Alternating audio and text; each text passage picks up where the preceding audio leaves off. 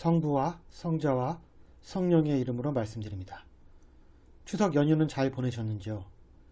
긴 휴일 덕에 예년에 비해 여유가 있었던 추석 연휴였습니다.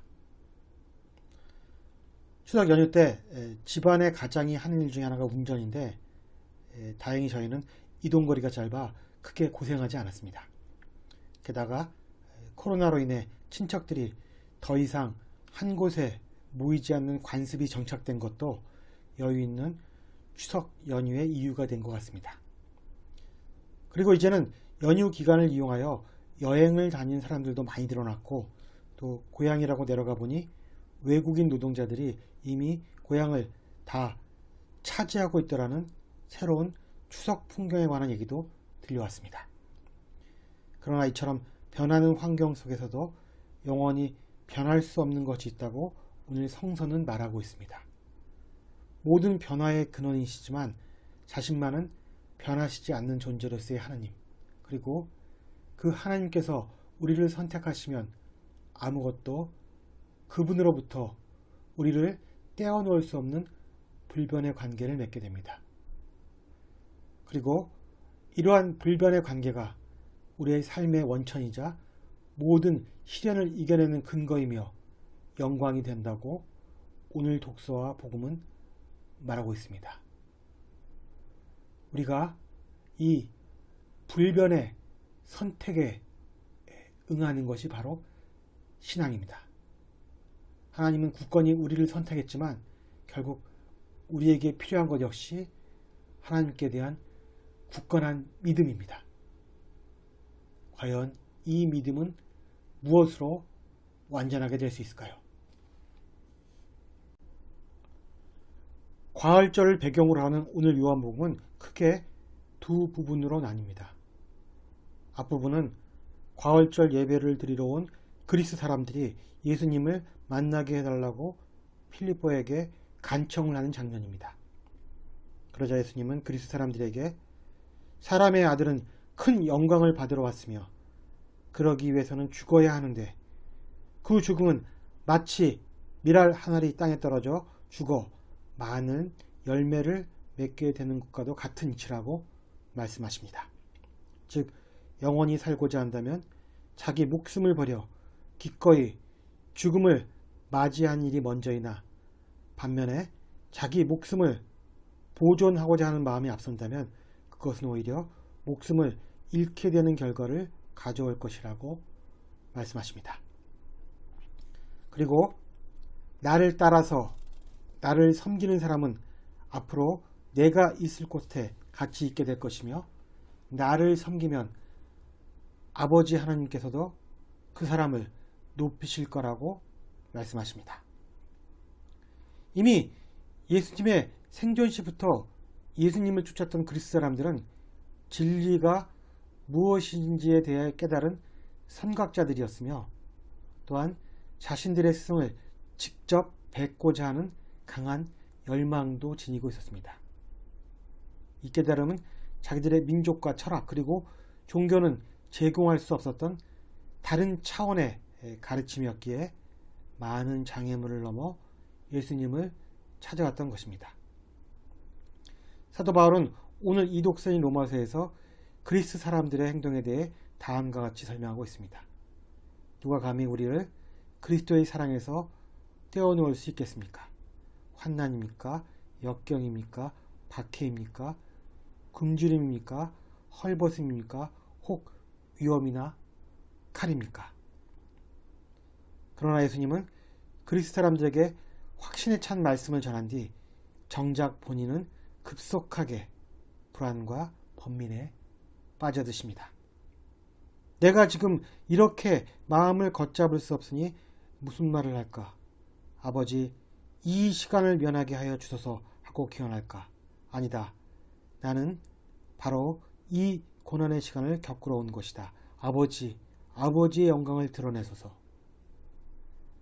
인간 실존의 조건으로서의 불안과 그 극복의 방법은 어떠해야 하는가가 예수님의 이 짧은 독백석에 녹아들어 있지만 우리가 이러한 경지를 체득하기란 참으로 요원합니다. 저는 추석 연휴 때 최근 꽤 화제에 오르고 있는 오징어 게임이라는 드라마를 보았습니다. 50분짜리 9부작의 드라마를 보려면 먼저 다른 사람들의 감상평을 조금 읽을 필요가 있습니다. 시간의 투자가 헛되지 않기 위해서입니다.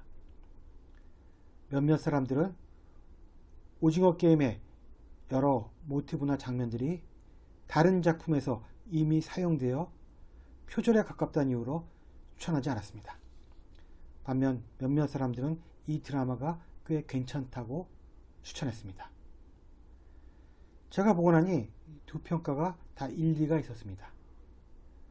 외국 영화에서 자주 본 기시감 있는 장면들이 나와서 좀 불편하기도 했지만 그런 형식적인 문제보다는 이 드라마의 내용 자체가 저를 흡입하는 매력이 있었습니다. 오징어 게임에 참가하는 대부분의 사람들은 신용불량자이거나 채무자들이었습니다. 그리고 그 빛으로 인해 내일에 대한 희망이 없는 사람들이었습니다. 이들 456명의 사람들은 1등이 되면 456억 원의 상금을 탈 수 있다는 말에 혹하여 게임에 참여하게 됩니다. 그러나 게임은 그냥 게임이 아니라 사람들이 죽어나가는 게임이었습니다. 450명 중에 단 한 사람만이 살아남는 게임이었다는 것입니다. 첫 게임에서 반 이상이 죽자 사람들은 게임 지속 여부에 대해 투표를 하게 되고 게임은 결국 중단되고 맙니다. 그래서 일상으로 돌아왔건만 일상은 그들에게 여전히 삶의 의미를 주지 못하고 있으며 그들을 냉대하고 불안으로 몰아넣는 곳이었습니다. 이에 20여 명을 제외한 사람들이 다시 게임에 참여하게 되고 여러 게임 끝에 단 한 사람의 승자가 456억 원을 독식하게 됩니다. 그러나 그 주인공은 이 거액의 상금에도 불구하고 결코 기뻐할 수 없었다는 것이 드라마의 대각입니다. 저는 이 드라마를 보고 재미보다는 씁쓸함과 섬뜩함을 느꼈습니다.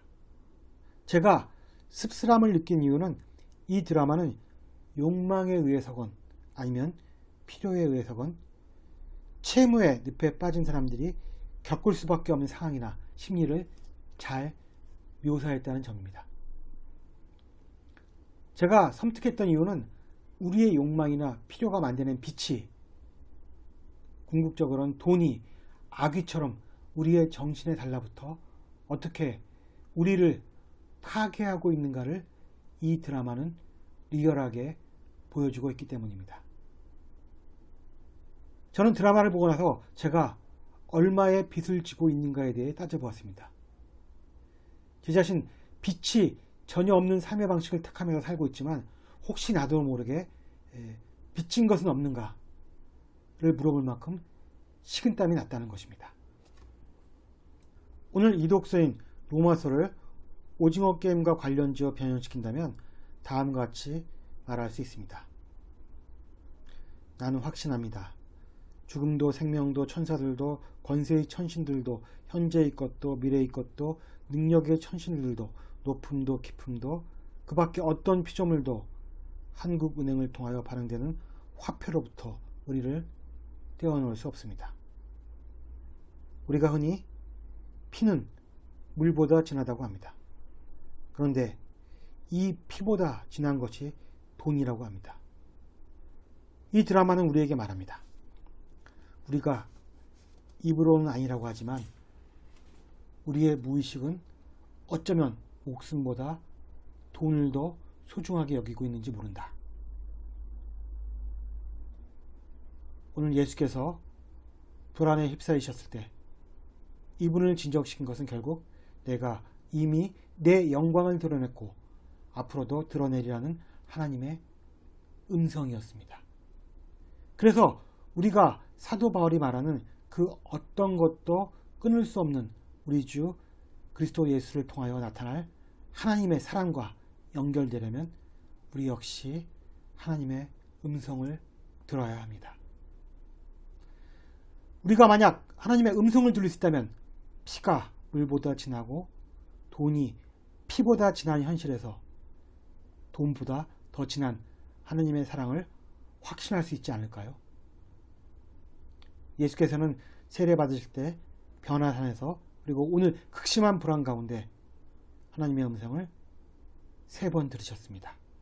하나님의 선택에 대한 믿음도 없고 자신의 신앙에 대한 확신도 없는 약한 우리에게 단 한 번이라도 하나님의 음성을 듣는 커다란 은총이 함께하기를 주님의 이름으로 기원합니다. 성부와 성자와 성령의 이름으로 말씀드렸습니다. 아멘.